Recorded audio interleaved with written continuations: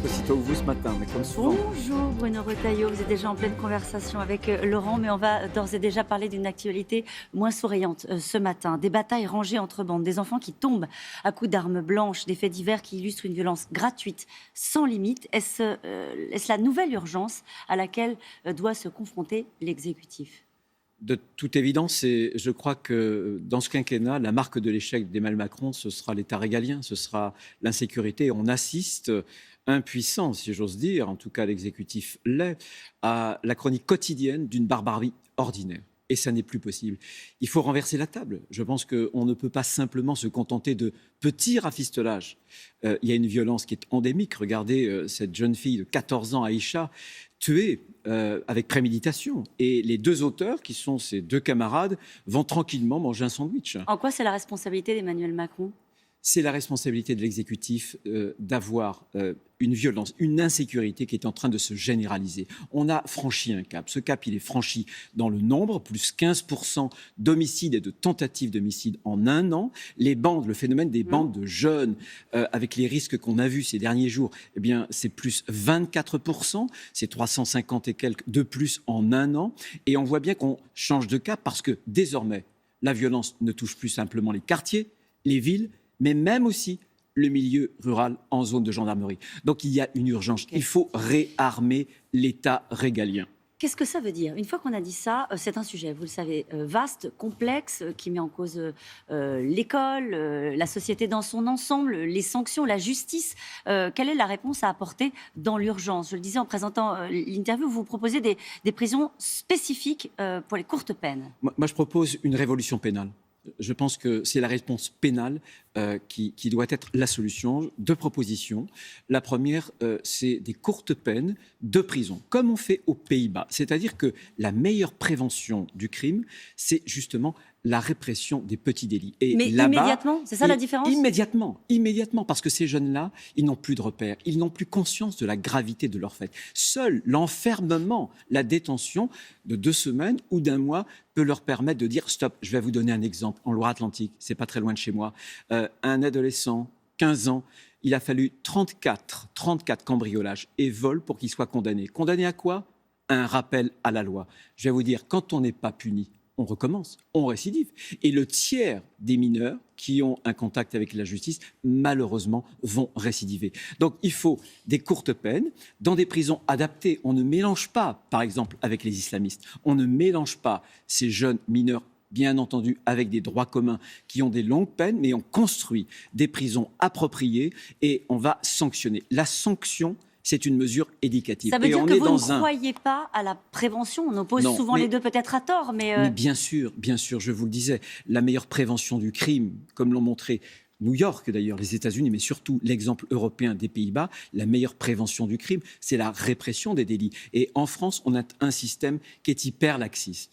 Et cet hyper-laxisme ouvre la voie à l'hyper-violence. Donc il faut changer cela, de même qu'il faut responsabiliser, c'est ma deuxième proposition, les familles. Les familles ne peuvent pas s'exonérer. Elles touchent des aides sociales parce qu'elles ont des enfants. Elles font parfois ce qu'elles peuvent, Bruno Retailleau, les familles. Mais bien sûr.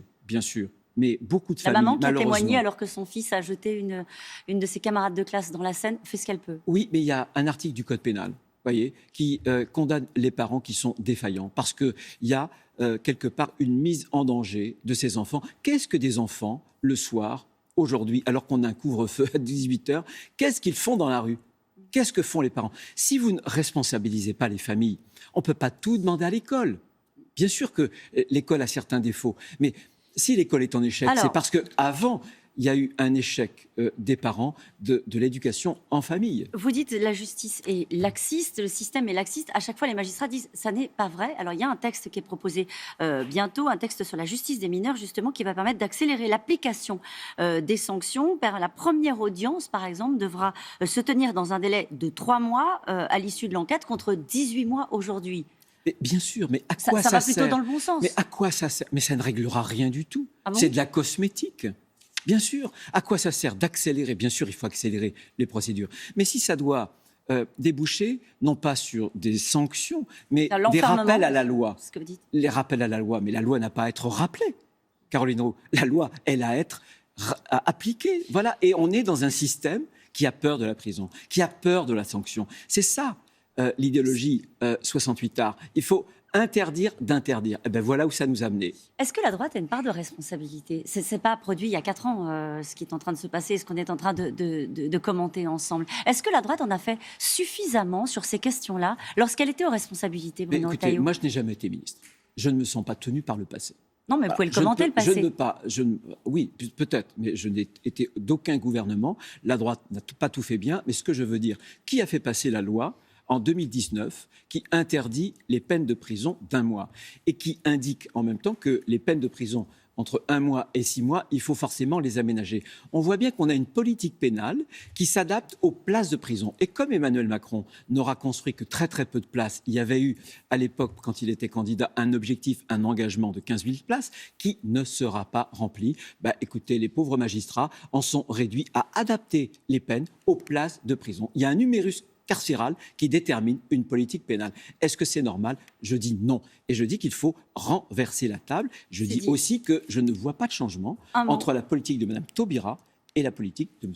Dupond-Moretti. Un mot sur ce qui s'est passé à Sciences Po Grenoble. La présidente de l'UNEF reconnaît une action maladroite et dangereuse après que les noms de professeurs accusés d'islamophobie ont été jetés en pâture en quelque sorte à Sciences Po Grenoble. Est-ce que vous demandez, vous aussi, comme on l'a entendu chez certains d'élus des Républicains, vous demandez une dissolution de l'UNEF ? C'est ce qu'a proposé Éric Ciotti en disant tout cas, que c'est... Je demande des sanctions les plus fermes. Il y en a marre de l'islamo-gauchisme. Frédérique Vidal a été très courageuse en dénonçant à l'université l'islamo-gauchisme.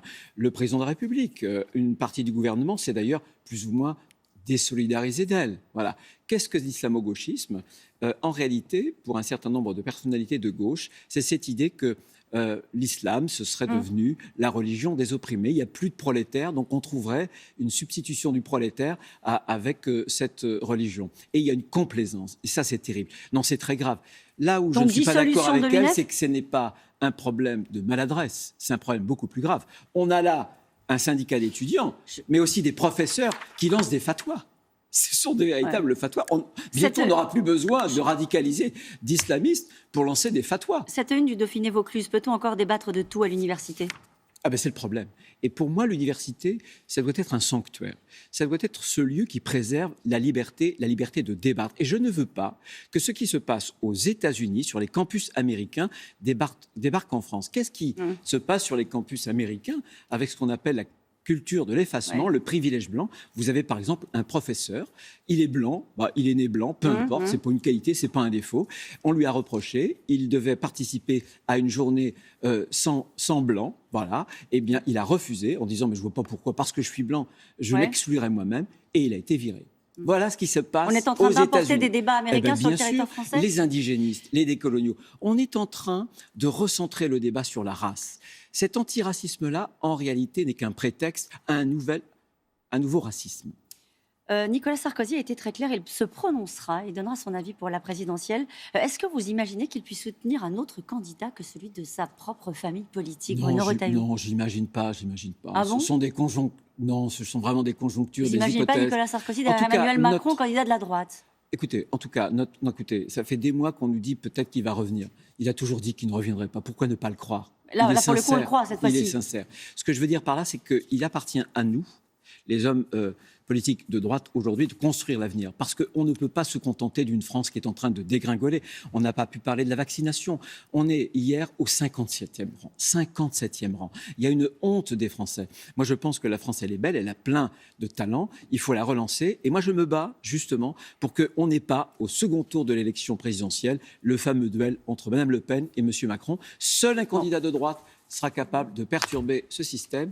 C'est l'engagement que j'ai. En tout cas, je fais par semaine, chaque semaine, je m'oblige à apporter une proposition nouvelle. Chaque lundi à midi, je fais une proposition pour la France, parce que la politique, ce sont des propositions. C'est un débat d'idées, c'est ce que j'aime, c'est ce que je fais. Merci beaucoup Bruno Retailleau, c'est à vous Laurent.